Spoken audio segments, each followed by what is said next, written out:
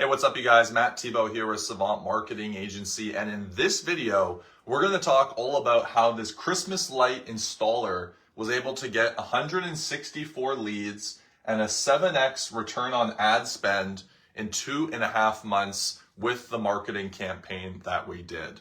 Now, I want to jump into things here, but if you want the complete case study breakdown of this campaign, comment PDF and I'll send that over to you and you can check it out in a lot more detail. But let's jump right into things here. So some quick context for this campaign. This client was operating a window cleaning company and fairly successful in the summer months, but wanted to create a stream of income in the winter.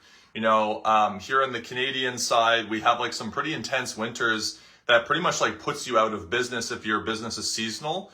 And so a lot of guys do snow removal and things like that in the winter here. But for this particular client, he wanted to do Christmas light installation. And so an important disclaimer here and caveat is that this was a brand new campaign for this client. Like they were not very well versed like in this niche. It was a learning lesson for just the niche itself, let alone the actual marketing, right? And so he wanted to really put some gasoline on the fire, though, of this new venture that he's doing. So he hired us to help him out with the Christmas light campaign. Now, when we first started this campaign, what was pretty interesting is that we were under the assumptions like the Christmas lights, the traditional lights, would be the most successful because there's a couple different options you have when it comes to Christmas light installation. You could do the traditional string lights, or you could do what's called permanent lighting. And we were under the assumption that permanent lighting wouldn't be as popular as traditional lighting, just because obviously traditional is going to be a lot lower end of a price tag, maybe like, $1,000, $800 type thing. Whereas the permanent lighting, now we're talking thousands of dollars, right? So when we originally set up this campaign, we geared it more towards the anticipation of traditional lights. And the offer that we created for this campaign, because you know that I always talk about offers, was a free design consultation. Now, the free design consultation basically includes like where our client would, have an iPad and then showcase what they can do to the person's house, absolutely free. So they would go out, meet with them, be like, hey, like here's what we could do, and then like show the design to them and say, do you want to do this, So that was the offer that we came up with. And so we ran with it. And so we turned on the campaign, and much to our surprise, almost all of the leads that started to come through were for permanent lighting, where people would be like, hey, I saw your ad and I know you do Christmas lights. I was wondering if you could do permanent lighting though. Or the people that he would talk to, they would say, well, like, do you guys have options for lighting? And then he would tell them a little bit about permanent lighting. People would be like, oh yeah, I'd rather do that.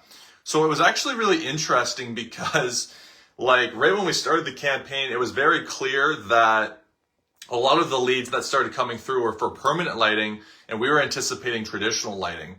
And so we told our client, we said, hey, listen, man, like, we can try and restructure the campaign a little bit to try and attract more traditional lights. But if people are coming in and saying, hey, I want this, like if there's a demand there, if you create an ad and you're getting a certain lead coming through and it's successful, it's coming through like $20 leads, right? Then you should run with that because sometimes, a lot of the time with advertising, it's the type of thing where if you strike oil, you need to take advantage of that because it's not all that often in advertising where you hit a really great ad and it's performing extremely well, right? So basically what happened is as soon as those permanent lights started coming in, those leads, then he basically had to discover, okay, like how can we dial in our permanent lighting process so that we can basically shift what we thought was going to be traditional lighting into all these permanent lights. So needless to say, there was a lot of like restructuring in the actual business for this campaign. But with that being said, we were still able to pull out 164 leads from this campaign in 2.5 months. And of those, he was able to book 101 estimates or quotes. And, typically when we do a campaign, the split between like the leads to the estimates, the conversion on that we're typically going for about 50%. Like if you can take 50% of your leads and book an estimate from that, that's usually good. Anything more than that is obviously great. Anything less than that is not good at all. So he definitely hit that.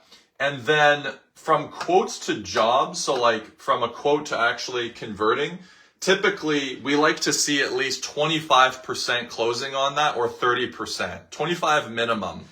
So there he came in a little bit lower. He came in at 17 jobs. So maybe like a little bit of, it makes sense. Like it's a new product. There's going to be a little bit of practice involved in like maybe learning how to bump up the sales conversion for that, meeting people, scripting, learning how to sell the product better. Regardless though, he was still able to pull out a 7x return on his ad spend with those jobs that he landed from the campaign. And so we're still keeping the campaign going because permanent lighting is actually an all year round thing and goes beyond Christmas lights. So that is actually like a pretty cool example of a campaign like this. So that's the breakdown of the Christmas light campaign and a little bit of nuance in between that. I would say probably for this campaign, some of the challenges were like the last minute adjustments to switching from traditional to permanent lighting after we saw the amount of leads coming in through for that. And then I would say the other challenge is just like the fact that he never sold it before. So he was kind of learning the sales process like as it was happening. But now things are dialed in a lot more. And so I'm really excited to see how the next 2.5 months are going to go for this campaign. If you'd like to see the full breakdown, like I said, for this campaign, where we break down like what the ads look like and total sales and cost per lead and the breakdown between Facebook ads and Google ads and a lot more in specifics, comment PDF and I'll send that over to you. But other than that, guys, I hope you found this video interesting and I'll see you guys on the next one.